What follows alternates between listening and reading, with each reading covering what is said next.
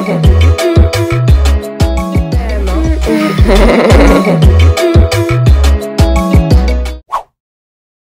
tout le monde, c'est votre Go au Femme.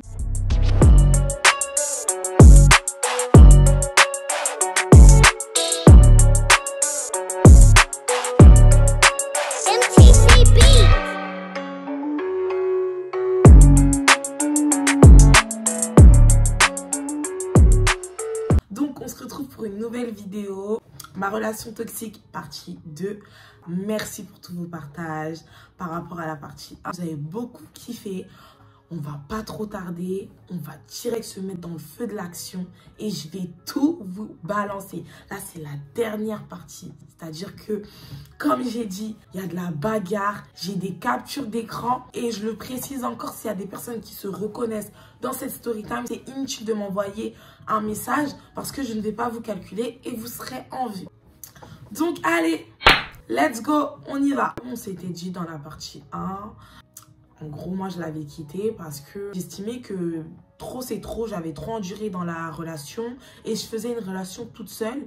Donc, je préférais réellement faire ma vie de mon côté. Mais, j'ai appris qu'il allait au McDo avec la copine de mon ancienne pote. Ça m'a choqué. Il n'a même pas attendu une semaine. Il n'a pas fait semblant, non.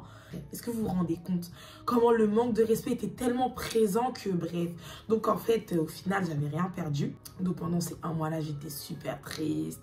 Je pleurais. Vous connaissez un mois. Je pleurais pour garçon ici. Garçon, on a tous eu goumin. Ils nous font mal au cœur. On est fatigués. Donc voilà. Après, il m'a renvoyé un message 1 mois et demi après, passant par une amie à moi. Il disait qu'en gros, je lui manquais, mais il ne savait pas quoi faire, que s'il revenait, c'était pas forcément dans l'optique qu'on recommence quelque chose, mais qu'on allait voir et qu'il fallait d'abord qu'on s'explique. Donc déjà, on s'est expliqué, mais en fait, je le trouvais super froid. Je ne sais même pas dans quel but il revenait. Vraiment, je n'ai pas trop calculé. J'ai fait ma petite vie.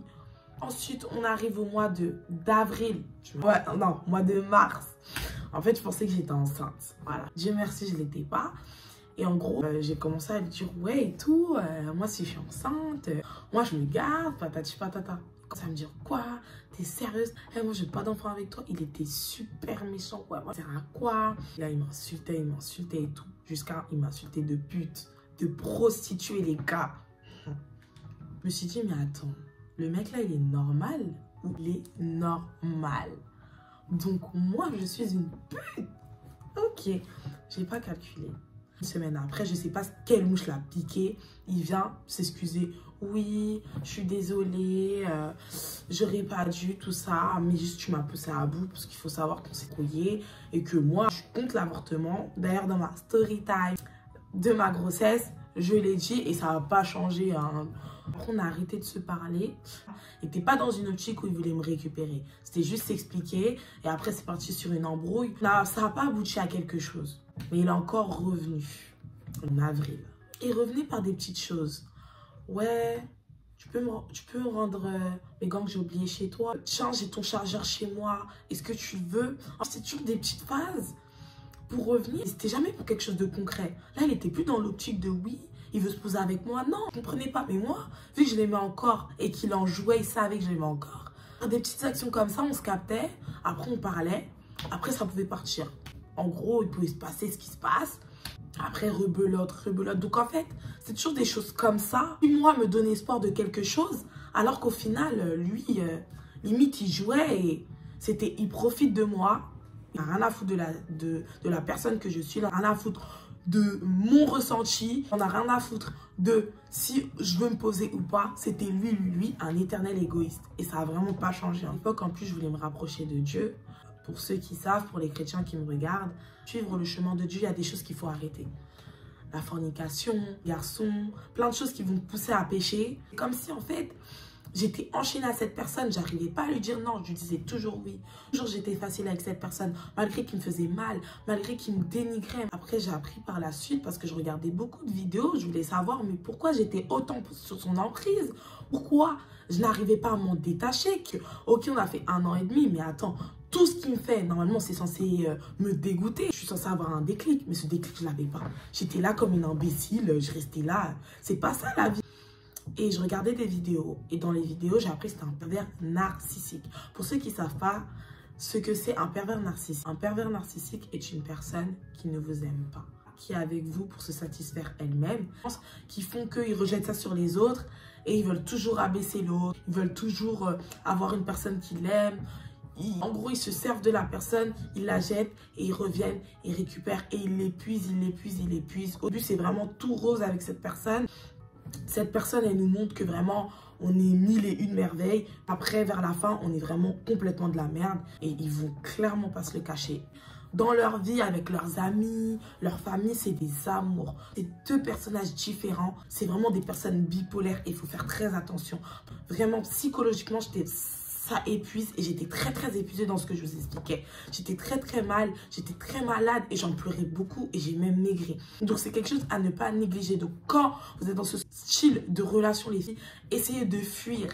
Essayez de voir même des psychologues, d'en parler autour de vous pour qu'on puisse vous conseiller parce que dès qu'on est dans l'emprise de l'amour, il y a des choses qu'on ne contrôle plus. Et c'est important d'avoir des gens autour de nous pour nous dire « Oh, mais qu'est-ce que tu fais là en fait? Il faut que tu te réveilles. » Il revenait souvent, il repartait, il revenait, il repartait. Je me rappelle, il y avait une fois où moi, je lui ai exprimé mes sentiments, vraiment à cœur ouvert et je lui ai dit que moi, je cherchais vraiment à me poser et que j'en avais marre qu'il revienne et qu'il reparte. Il m'a dit oui, bah pourquoi pas, on va voir, on verra, on attend de voir par rapport à tout ce qu'on a eu. Mais que lui-même, ça l'intéressait. Du coup, moi, j'étais contente. Je me suis dit, bon, bah, peut-être qu'on est reparti sur de bonnes bases. Peut-être que ça va finalement marcher. Rien du tout. Rien du tout. Au final, ça s'est mal fini. Il est parti comme ça, une vieille embrouille. En plus, pendant qu'il me parlait, il parlait à une autre meuf. Il me disait que non, mais cette meuf, je lui parle comme ça. Il pouvait me capter. Mardi, le lendemain, il allait capter la meuf. Il l'embrassait, il m'embrassait aussi. C'était complètement un manque de respect. C'était un truc de fou. En plus, il faut savoir qu'il ne voulait même pas m'avoir sur les réseaux. Genre sur Insta, sur Twitter. Il ne voulait pas. Genre les réseaux où on voit qu'on suit, c'était mort. Il ne voulait pas que je le snap. Dès que je le snappais ou qu'on voyait qu'on était au même endroit, il m'embrouillait. Quoi, tu me snaps? Tu veux que montrer qu'on est ensemble? Moi, je t'ai déjà dit, je veux pas que les gens ils sachent qu'on est ensemble. Et là, je trouvais ça normal. Je disais, bon, on n'est pas ensemble. Peut-être que lui, c'est quelqu'un de discret. Alors que non, il y avait d'autres meufs et que bah, il profitait de ma naïveté. Il profitait du fait que bah, c'était le premier homme que j'ai connu dans ma vie. Moi, j'étais là en mode, oui, bah, c'est la première personne avec qui j'ai fait ci. C'est la première personne, la première vraie relation. Donc, c'est pas grave. Il m'aime. On a duré tant de temps, alors que le temps, ça veut rien dire. Faire 2 ans, 5 ans avec une personne, demain, il va vous la mettre. Mais quand il vous la met, vous êtes même choqué. On ne connaît jamais assez une personne. Et ça, c'est quelque chose que les êtres humains ne se mettent pas assez en tête. Il faut jamais se dire que les choses sont sûres. Parce que rien n'est sûr dans la vie. Oh, le mec, il avait ses bords à côté, quoi. Et quand je l'ai appris, je suis quand même restée. Parce que je l'aimais. Je l'aimais et une fois, il ne m'a même pas respectée. Ça faisait 1 mois qu'on se parlait, qu'on flirtait bien, on se captait. On était vraiment en mode couple. Et je lui avais pardonné assez de choses. Je me suis dit vraiment qu'il allait changer. J'apprends que elle y captait encore une autre meuf. Une autre. Voilà. C'était toujours ça. Et j'étais là, comme une plante verte, là, posée. Franchement, quand j'y repense et que je vois la fille que je suis aujourd'hui, je n'arrive pas à le croire en fait. La fille que je suis aujourd'hui aurait dit non, chérie. Non, tu peux pas m'avoir comme ça. Je ne suis pas n'importe qui. J'ai de la valeur. J'ai de la valeur et je suis très jolie pour que tu me maltraites de la sorte. Mais c'est pas grave. C'est avec l'expérience qu'on apprend. Moi, dans notre flirt de 1 mois, ça n'allait plus.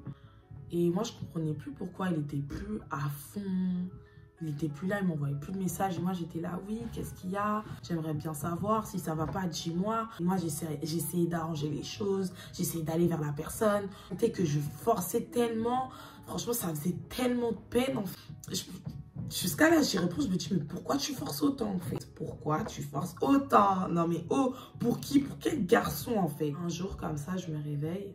J'ai décidé d'arrêter de forcer. Et je me suis dit qu'il allait, quand il prendra du recul, hein, revenir vers moi et m'expliquer les choses. Je me réveille, je suis supprimée de Snap. Je suis bloquée. Du jour au lendemain, il ne m'a rien dit. Il m'a bloquée comme ça, comme une imbécile. J'ai regardé ça, je suis restée choquée. J'ai pleuré. J'ai pleuré, je me suis dit, Seigneur, pourquoi? Je suis une personne bien. j'ai un grand cœur. Il me prend comme si j'étais de la merde. Ensuite, on arrive en juillet 2018. On s'était reparlé parce qu'il avait une opération à l'œil. On n'était pas trop bien, donc j'étais là pour l'épauler. Il a trouvé un prétexte. 2 semaines après, d'arrêter de me parler et de me dire, bah écoute Ophélia, je pense qu'en fait, comment on va arrêter là? Ça sert à rien, j'essaye, mais j'arrive pas.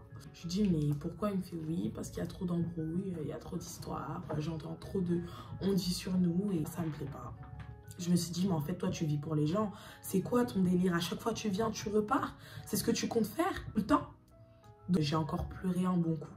Et je me suis dit, bah tant pis en fait. T'es une femme forte, Ophélia. On va pas te ridiculiser pour un homme.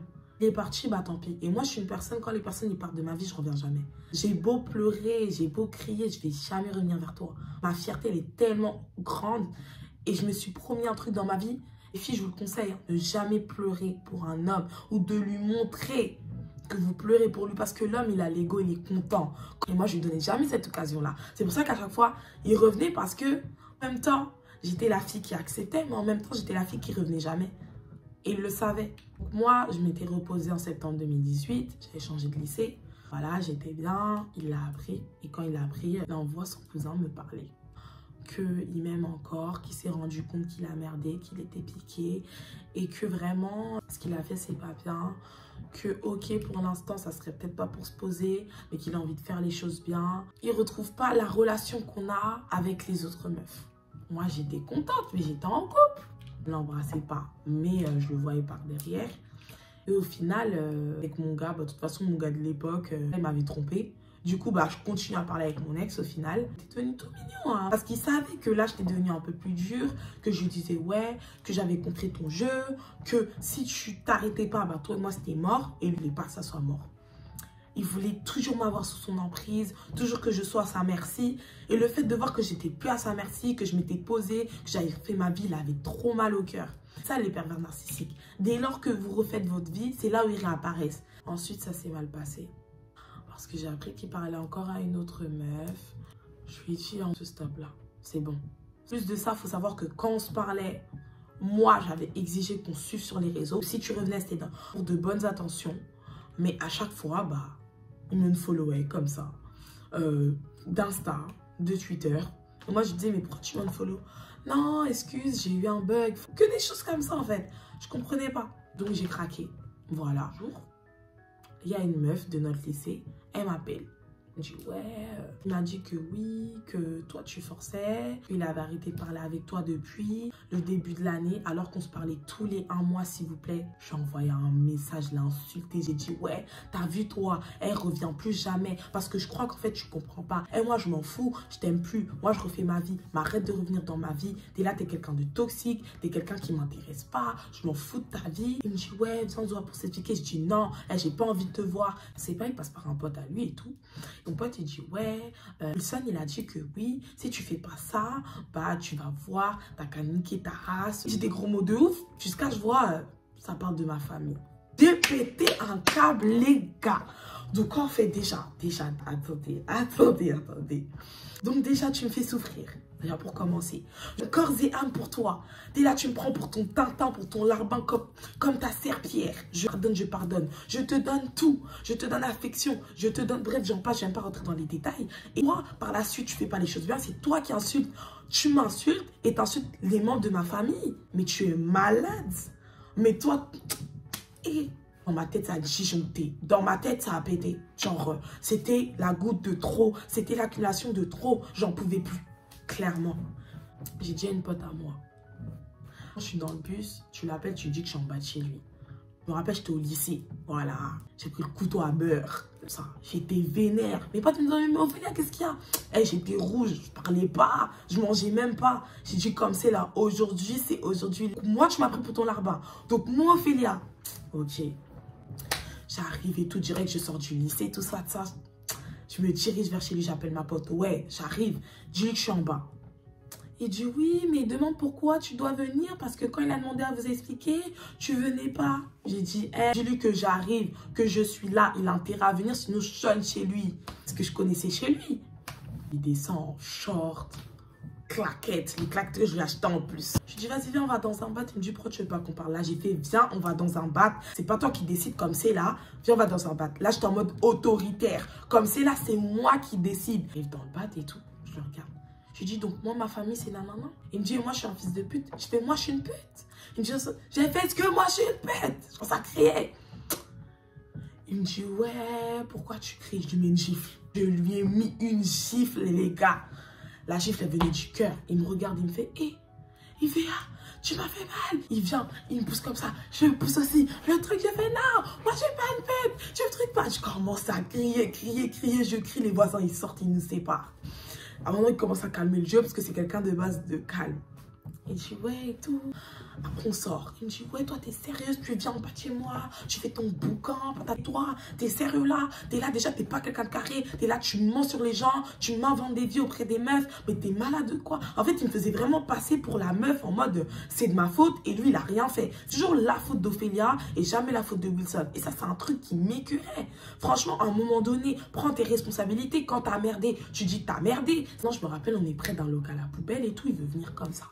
En mode, ils vont me frapper. Moi, je veux me débattre. Il y a des rebeux qui arrivent, tout ça. À ma rescousse. Et c'est comme si c'est le Seigneur qui les a envoyés. Ils arrivent et tout, ils le blaguent. Ouais, toi, t'as pas honte de frapper une femme. T'as pas honte. Et moi, je l'insulte derrière. Ouais, il m'a frappé. Il est malade ou quoi? Le mec, il est devenu doux. On l'entend plus. Commence à dire, ouais, non mais c'est elle est venue en bas de chez moi, elle m'a cherché, moi je suis quelqu'un de calme, il dit t'habites où? Ouais, moi j'habite là-bas, au 4, il commence à faire le muscle, je le regarde de coin de l'œil. Ensuite l'autre il me calme et tout, il me dit, ouais, t'es une jolie fille, ça sert à t'afficher comme ça et tout. J'ai dit non, c'est parce qu'il a manqué de respect à ma famille, il m'a manqué de respect, moi j'aime pas le manque de respect et tout. Les rebeux finissent de me calmer, ils m'appellent, ils me disent, viens on parle. Je lui dis, pourquoi tu veux qu'on parle? Pourquoi tu veux qu'on parle? T'étais prêt à me taper, pourquoi là tu veux faire ami avec moi? Pas pote frère, tu comprends pas ou quoi? Moi j'étais sur mes positions que comme c'est là on n'est pas potes, on va pas se réconcilier, je suis venue en découdre, j'en ai rien à faire. Et ensuite on parle un peu, plein de choses qu'il assumait pas, j'étais fatiguée, déjà il montait trop, c'était clairement un mythomane aussi. Franchement les pervers narcissiques ils aiment trop mentir. Et je me rappelle, je lui dis une phrase, je lui dis de toute façon, tu trouveras jamais une meuf comme moi. Tu trouveras personne comme moi et tout. Et je l'ai maudit, hein.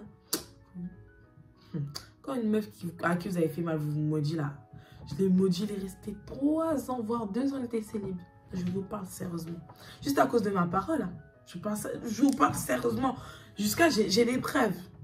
Il est resté célib. Il ne trouvait pas de meuf, il n'arrivait pas à se poser. Juste parce qu'il a été méchant avec moi. Que vous attaquez pas à des enfants de Dieu. Ne vous attaquez pas à des enfants de Dieu. Parce que quand vous nous touchez là, vos vies peuvent être bouleversées. Donc voilà.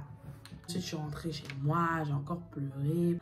On a réellement arrêté de se parler. Là, c'était le vrai déclic pour lui. Et 1 an après, on s'est encore reparlé. Lorsqu'on a eu le bac, il ne l'a pas eu. Voilà, bien fait.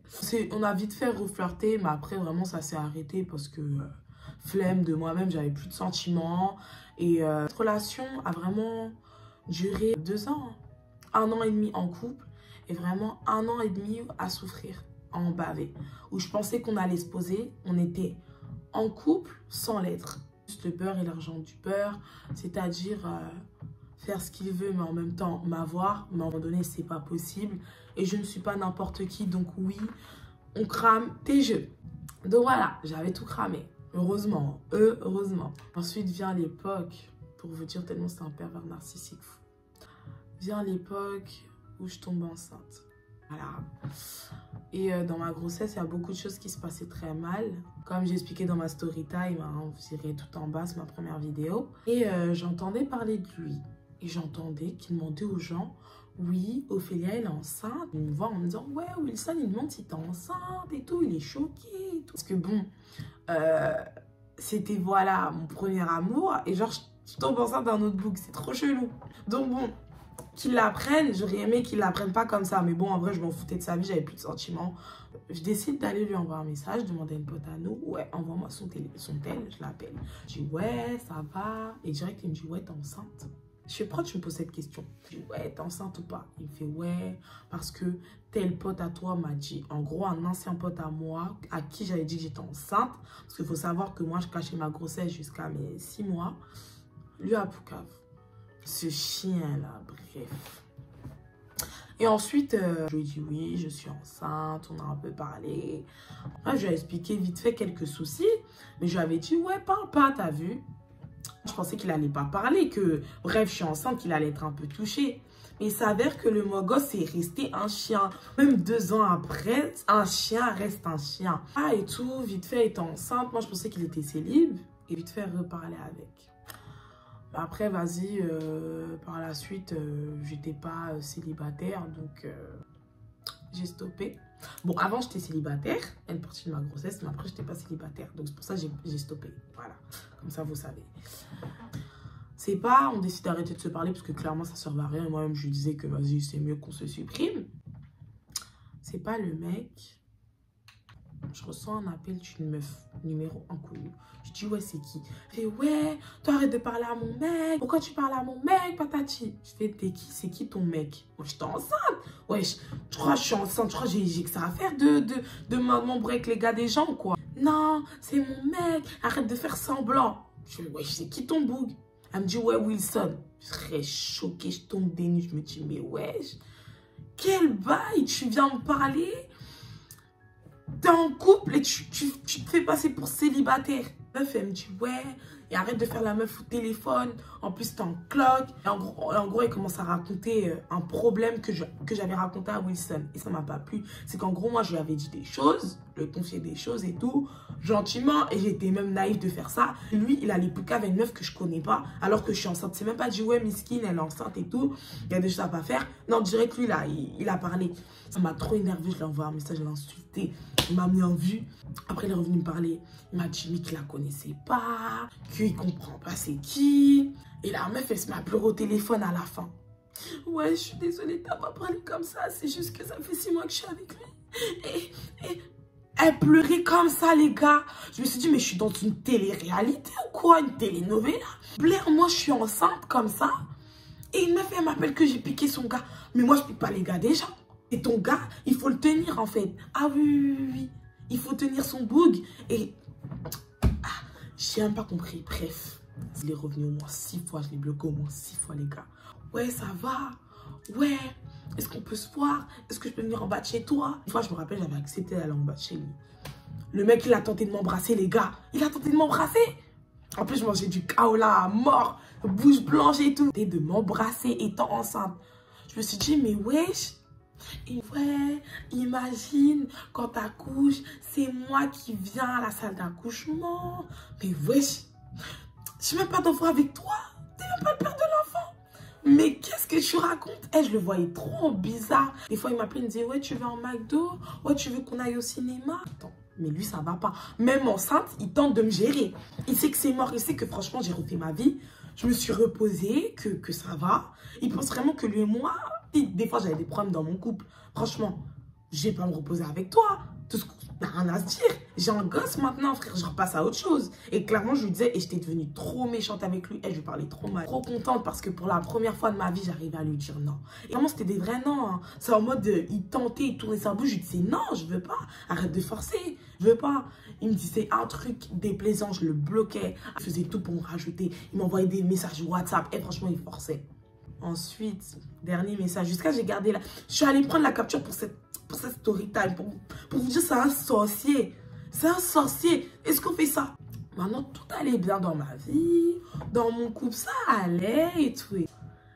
C'est pas et tout, il m'envoie un message. Il me dit, j'avais rêvé de toi et ton gars. Et franchement, je voulais te souhaiter félicitations. Je rêvais que je portais ta fille dans mes bras. Franchement, j'étais trop content. Et voilà la capture. Regardez la capture. Et franchement, quand j'ai vu ce message, je lui ai dit, écoute, c'est quoi ton problème en fait? C'est quoi ton souci? On n'a plus qu'un 16 ans où tu es tous les 4 matins là. Arrête de me saouler avec tes messages. Quand tu rêves de moi là, rêve de moi en silence. M'envoyer des messages. T'as vu, j'ai refait ma vie. Je m'en fous de ta vie. Je veux rien savoir de toi. Ne me parle plus jamais de ta vie. Et je te parlerai plus. Parce que dites-vous, le peu de temps qu'il est revenu, que je l'ai laissé rentrer dans ma vie, le mec il m'a montré par A plus B qu'il n'avait pas changé. Et juste par des petites choses. Hein. On flirtait même pas réellement. Genre... En fait, vas-y, lui, il voulait tenter des choses, mais moi, je voulais pas. En mode, toi, tu viens, tu prends ton téléphone, tu tapes sur tes touches et tu m'écris. Comme si on était potes. Mais attends. Même félicitations pour ta gosse, il n'a pas envoyé. Donc, même s'il aurait envoyé ça et après, il aurait dit, ouais, j'ai rêvé de toi, ça aurait été plus crédible. Mais c'est en mode, ma fille, elle est née, ça faisait 3 mois et il m'envoie un message comme ça. Mais t'es grave chelou, mec, en fait. T'es grave chelou. Genre, vraiment, va te faire soigner, en fait. Va te faire soigner parce que là, ça ne va plus. Là, je l'ai bloqué. Il n'est plus jamais revenu. Et vraiment, hein, toi qui compte revenir parce que là, j'ai refait ma vie. Je vais très, très bien.